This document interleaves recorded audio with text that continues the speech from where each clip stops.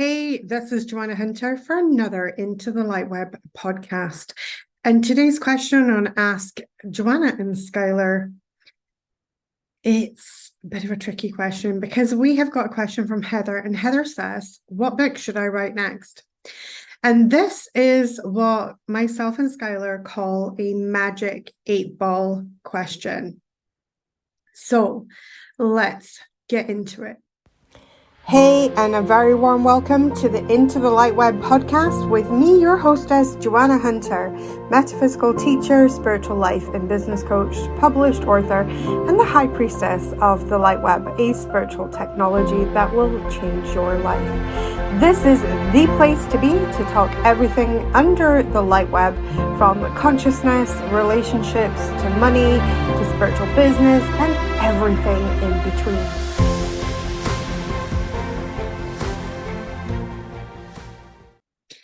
So first of all, in this episode, I want to put the context that we are not shaming anyone here, right? Because I have asked my own fair share of magic 8-ball questions. The second part for this context is, what is a magic 8-ball question? So a magic 8-ball is one of these guys. You might have seen these, and you give them a little good shake. You're supposed to ask a question and then an answer. Although I don't think mine works too good. My little answer there is saying, without a doubt, it appears in this little window here, right? So magic 8-ball questions are literally where there is a lack of self-leadership in the question. It's like we ask a stranger on the internet, or we ask somebody like, what should I do next? Or, when will it be successful? These are keys to magic 8-ball questions. Now, the reason why I want to make this podcast and the reason why I want to talk about this and get into this is so important. When we are asking people on the internet, we are asking friends, what should I do next? What should I do here? What should I, will I be successful? That's another classic magic 8-ball question. You might as well purchase one of these guys and literally give it a shake in a magic 8-ball, because here's the thing. Magic 8-ball questions point at a deeper rooted problem, and the deeper rooted problem is a lack of self-leadership. It's a lack of leading oneself, right? And that's okay. There is no shame here at lack of leading yourself. In fact, you have been conditioned to not lead yourself. Our entire school systems are set up so we don't lead ourselves, so that we look to an outside source. Never do we get into school and the teacher says, what would you like to do today? The teacher dictates to you what you're going to do. So from a very early age, we have become reliant on outside sources. And this is part of the conditioning of human beings. And this takes us out of our sovereignty, right? Here's the thing. People can brainstorm with you, sure, on what book you want to write next. But giving a question on a forum on the internet, and the question that you give is, what book should I write next, with absolutely zero context of what we should write, or, I could write about this, or I could write about that, or I could write about the next thing, is what falls into the category of what I call a magic 8-ball question. And basically what that hints at is that underneath everything, there is what's running the show is what we call the shadow web. So what is the shadow web? So the shadow web is the opposite of the light web. So the light web is where source hangs out. It is a creation matrix. It is where everything is manifested from. It is where energy is moving and flowing, and creation is possible. The shadow web is literally the polar opposite of that. It is where the energy goes to contract. It is where the energy diminishes. It is where things become dark, as in there's not so much light, so we get confused. We have doubt. We ask magic 8-ball questions. We say, well, what should I do next? Or will I be successful? Because the overarching theme within the shadow web is one of disempowerment. The overarching theme in the light web is one of empowerment. It's a different vibe, different energy. And wherever you're operating from, whether you're operating from the shadow self or whether you're operating from the light self, it will determine your results in life. So if we want to create success, if we want to publish new books and create new works, then we have to be the person that is in the driving seat of our own life. Now, Skylar teaches this in our Be Magic Insights. So the Be Magic Insights are 13 powerful insights that are absolutely epic for deep internal change to oneself. So what are these insights? Well, these insights are 13 different insights, and insight number 1 literally speaks to this. You cannot be the master of your universe while you are telling the story that you are the victim of that universe. Okay, so I'll say that again. You cannot be the master of your universe while you tell the story that you are the victim of that universe. And what that means is that if we're always kind of outsourcing, if we're always treating life as though it is a random event, so we're looking at our lives and we're thinking, my life is a random event. I don't know what I'm doing. I don't know, somebody else tell me what to do. What happens is that most likely we will be experiencing shadow web energy and victim energy. We'll feel like life is a random event, and therefore there will become things that will be out with our control. Success, finishing projects. There'll be lots and lots of things. Having more money, creating wealth, creating a life by design, all of that will be outside the realm of what is possible from that level of consciousness. Now, don't despair, because if you're resonating with this and you're thinking, oh my goodness, I'm in that level of consciousness, there's no need to despair, because consciousness can be shifted. Consciousness can move higher and higher. So while we're in that level of consciousness, while we're asking these questions that I call magic 8-ball questions, where we're going around and asking, we're not asking the right questions. And this is one of the reasons that really, really breaks my heart in this life. It really, really breaks my heart. And the reason it breaks my heart was because I spent years asking the wrong questions. I would look at somebody who had success and I would ask a magic 8-ball question of, how did you do that? Now, intellectually, that looks like a stellar question. Get the step-by-step lowdown, Joanna, on how that person achieved that success. That is, in our brains, we think that is a great question, right? But actually, a better question than how did you do that would be, who did you become to create that result, right?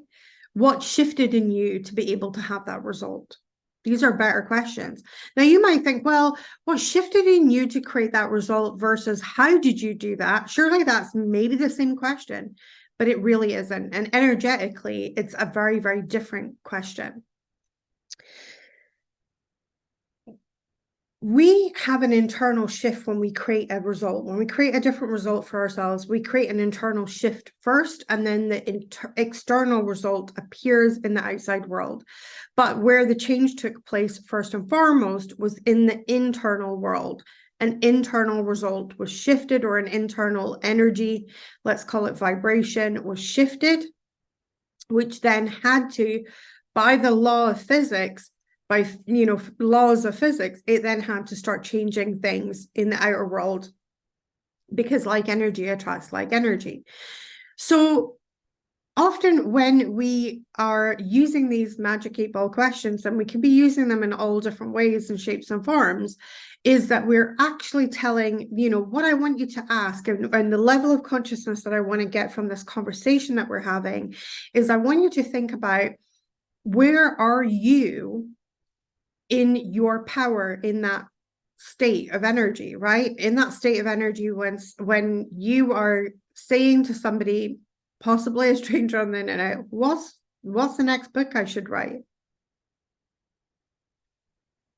What is that? Now, I fully understand that. And this is something that I used to see a lot of in when I worked as a professional medium and psychic and did a lot of tarot readings. I would get people coming in and they would literally take their power, like it was like a little thing that they could hand me, and they would hand me their power, and then they would sit there for the hour-long session, and then they would be like, okay.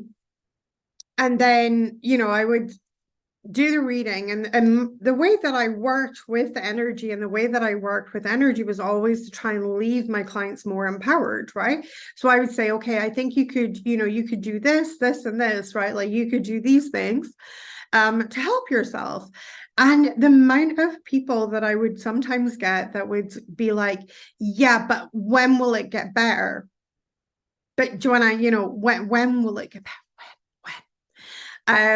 And it was really hard to like bite my tongue and not say half past never. Because here's the thing, if you're not willing to do anything, if you're not willing to take radical personal responsibility for who you are, then how can you expect to get anything but a potluck out in life?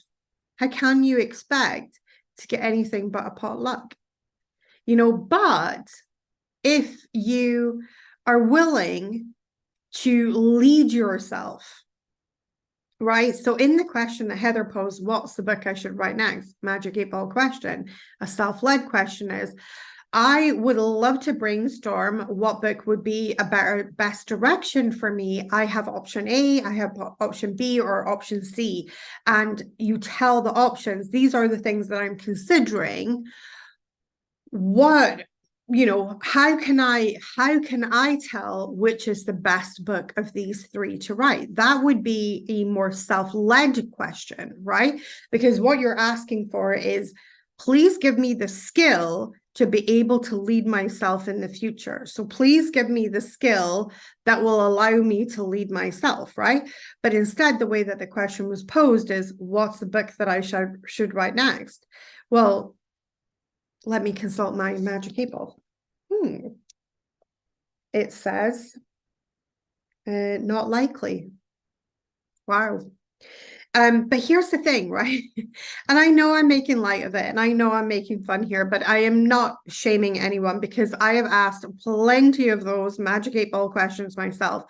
And most of the time, we are unconscious to the fact that we are not seated in our power.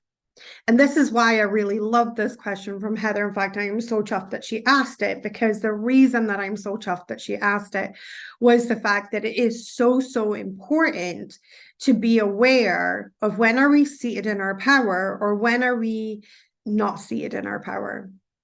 And there is a lot, and it's not really, I mean, I don't really like to say it's 100% our fault. It's 100% our responsibility. But it's not really 100% our fault that our brains may default to these magic 8-Ball questions, especially when we were literally taught from childhood to ask another person to be the expert, right? So we started off in school looking at the teacher as the expert. Then, you got ill or something happened. Well, let's go to the doctor. He's the expert. He's going to tell you everything about your body. He's going to tell you more than you know about your own body. Okay, well, that's great, but the doctor can be an amazing expert, but really at the end of the day, you know your body more than anyone else. But there's very few doctors that will actually tell you that will say, have some awareness in your own body. Instead, they take on the mantle and the responsibility of literally telling you what is wrong with you, right? So then you go there, then maybe you need something else. And as you grow into an adult, what you start doing is you don't look inward for your answers and your solutions, you look outward. And the questions that you ask become more and more magic 8-Ball questions that disempower you and keep you disconnected from your own source of power, than asking the questions that will help you in self-leadership and help you in self-governance. So questions like that with a book example would be, I'm considering writing book A, book B, book C. How can I tell which would be the best book to write? And I'm going to answer that question instead, because I have a sneaking suspicion that Heather would actually like to know the answer. So if you take your 3 books in front of you, say it's 3, 4, 5, 6, you can fill your boots. It could be 100 books, but if you have tons of ideas, here's how you sift through them. You're looking for the ideas that have the largest energetic hit. What's an energetic hit? It's that excitement that you feel in your body. If you feel excited at the prospect of that project, that is an energetic hit. Once you whittle down all your possible ideas to the ideas that contain the largest energetic hit. So say, for instance, for this example, we end up with 3 ideas, book A, book B, book C. Then what we're going to do is we're going to sit with the book and we're going to sit and feel into our own physical body. And we're going to say, should I write book A? And we're feeling into our own physical body. And if our energy field starts to expand, that is the universe literally speaking through you going, thumbs up, yes. If we do that for all the books, we should get, because we got an energetic hit from all of them, so we should get a yes for all of them. Okay, so that doesn't help you, but you will find that there will be one project where the energy field just feels like it's expanding. It feels more expansive than the other ones. That's the book that you should write. That's the book that you lead yourself to writing. And that will help you massively in life. And you can use that for everything. I teach this inside my LightWeb program, and we call this GSP, Global Soul Positioning. And this is one of the many LightWeb tools that are inside the LightWeb program. You get an entire toolbox of amazing, incredible tools that will help you to navigate an empowered life, including learning how to ask the right questions, including learning how to connect to the LightWeb, so that instead of outsourcing, we insource instead.